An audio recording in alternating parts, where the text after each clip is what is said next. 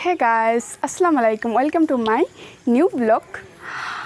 এয়া পিছপিনে আপোনালোকে নিশ্চয় দেখিব পাৰিছে যে কঁঠাল হয় ন এয়া আমাৰ কঁঠাল গছজোপা সব কঁঠাল লাগিছে আৰু এতিয়া লাহেকে এটা দুটাকে পকিব ধৰিছে খাব পৰা হলহে আহি আপোনালোকলৈ মই ৰেচিপিও আগবঢ়াইছো কিছুদিন আগতে গতিকে ভাবিলো যেহেতু কঁঠাল পকিও আছে কিয়নো কিবা এটা বিশেষ ব্লগ আপোনালোকলৈ আগনপৰা হে আৰু আপোনালোকৰ সন্মুখলৈ আহি গৈছে এটা বিশেষ ব্লগ লৈ আৰু তাত আপোনালোকে দুটা কিবা বস্তু শিকিব পাৰিব গতিকে আপোনালোকে চাই থাকিব আশা কৰো চাই ভাল পাব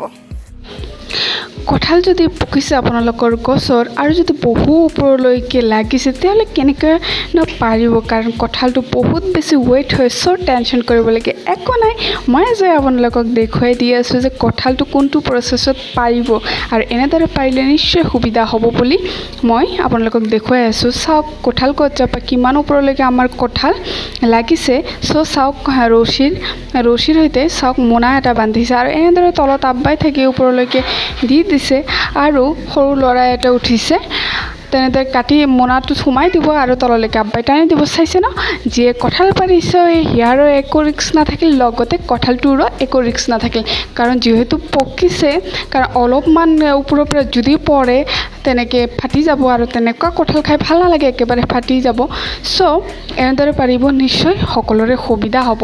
আৰু আপোনালোকে ভাবিব পাৰে যে সৰু সৰু ল'ৰাক উঠাইছোঁ নহয় ইহঁত আমাৰ কাষতে থাকে ওচৰতে সৰু সৰু ল'ৰাবোৰ আৰু আমি কিবা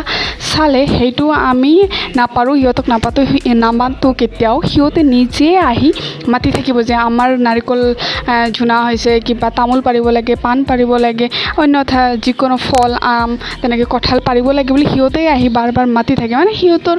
কিবা ধৰক সিহঁতক খাব পায় টকা পায় সেইটোৱে সিহঁতৰ কাৰণ দুখীয়া বহুত হয় সেয়াই আৰু তেতিয়া তেনেকৈ সিহঁতে নিজেই কৰে এইখিনি এতিয়া ইভিনিং সময় লগতে কঁঠালৰ বতৰ গতিকে কিয়নো আপোনালোকলৈ কিবা এটা কঁঠালৰ ৰেচিপি নবঢ়াওঁ গতিকে আহক সোনকালে হ'বলগীয়া ৰেচিপি এটা লৈ আগবাঢ়োঁ এইপিনে কঁঠালৰ ৰস ওলাই আছে মায়ে সেয়া চাওক কঁঠালৰ ৰস বিভিন্ন ধৰণে ওলোৱা যায় মই মোৰ ভিডিঅ'ত দিয়া আছে আপোনালোকে চাব পাৰিব মই লিংকটো দি দিম বাৰু কঁঠালৰ ৰসখিনি ওলালে আৰু এইপিনে চাওক মই আটা ময়দা লৈছোঁ এইটো বাতিৰে লৈছোঁ মই 3 বাতিমান আপোনালোকে বিচাৰিলে অকল আটা বা অকল ময়দাৰেও বনাব পাৰিব আটা ময়দা লৈছোঁ কাৰণ আমাৰ এনেদৰে বনাই ভাল লাগে খাবলৈ আটা আৰু ময়দাখিনিত মই এতিয়া এয়া চাওক হাফ চামুচ নিমখ লৈ লৈছোঁ দি দিম এইখিনি বেকিং সোডা হয় এচামুচৰ 3 ভাগৰ এভাগ লৈ লৈছোঁ দি দিছোঁ লগতে এয়া চাওক এচামুচ সব গুটি হয় দি দিছোঁ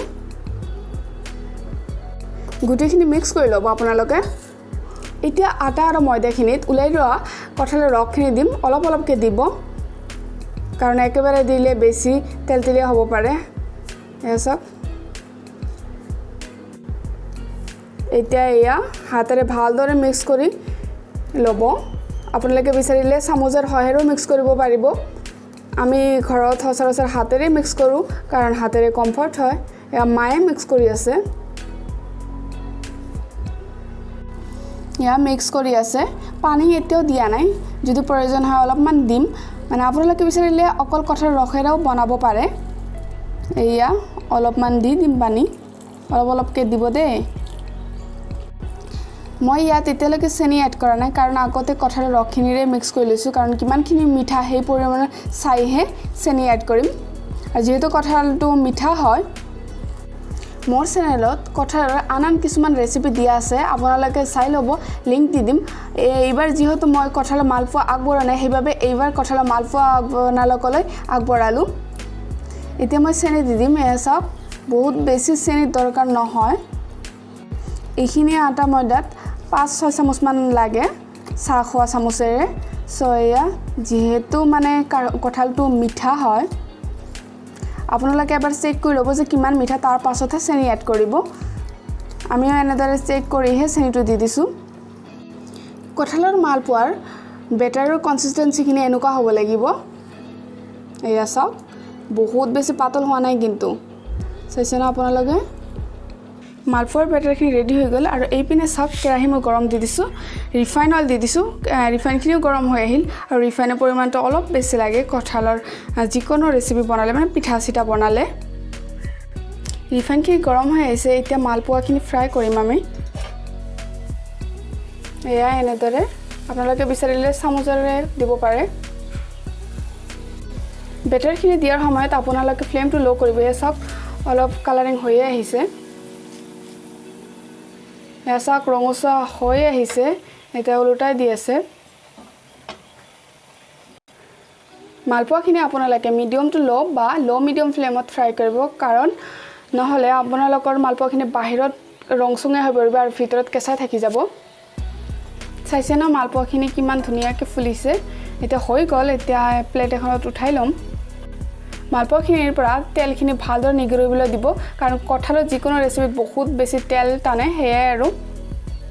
এয়া উঠাই ল'লোঁ আপোনালোকে টিশ্যু বা পেপাৰ বা যিকোনো পেষ্ট এখন পাৰি ল'ব দি দিব কাৰণ বহুত বেছি তেল থাকে এনেদৰে বাকী মালপোৱাখিনিও বনাই ল'ম কঁঠালৰ বতৰ যিহেতু সেয়াই কঁঠাল খাই খাই যদি আমনি পাইছে তেতিয়াহ'লে আপোনালোকে মোৰ চেনেলত বহুতো কঁঠালৰ ৰেচিপি দিয়া আছে আপোনালোকে চাব আৰু ঘৰতে এনেদৰে ট্ৰাই কৰি খাবচোন খাই বহুত বেছি ভাল পাব কাৰণ একেধৰণৰ যিকোনো বস্তু খাবলৈ ভাল নালাগে আৰু কঁঠালত যিখিনি মই বেকিং ছ'ডা ইউজ কৰিছোঁ আৰু সেইবাবে আপোনালোকে নিশ্চয় জানে যে ফুলে যদি ইউজ নকৰে তেতিয়াহ'লে অকণমান চেপ এটা হ'ব এইখিনি বাকী টেষ্টটো একে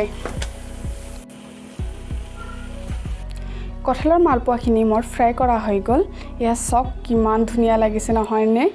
এই মালপোৱা খাবলৈ সঁচাকৈ বহুত বেছি টেষ্টি হয় আপোনালোকে চাহৰ লগত মৰ্ণিং বা ইভিনিং খাব পাৰে আপোনালোকে অকল ধ্যান ৰাখিব কঁঠালৰ মালপোৱা বা পিঠা একেবাৰে তেলৰ পৰা নুমাই আপোনালোকে নাখাব দে বহুত বেছি গৰম হয় অকণমান 1-2 মিনিটমান যোৱাৰ পাছতহে খাব গতিকে এয়া আপোনালোকক মই একেবাৰে চিম্পলি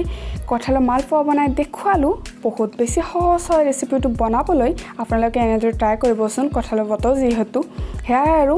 যি হওক আজিলৈ মোৰ এই ব্লগটো মই ইয়াতে সামৰণি মাৰিছোঁ আকৌ লগ পাম নতুন ব্লগৰ সৈতে গতিকে আজিলৈ আহিছোঁ bye bye and thank U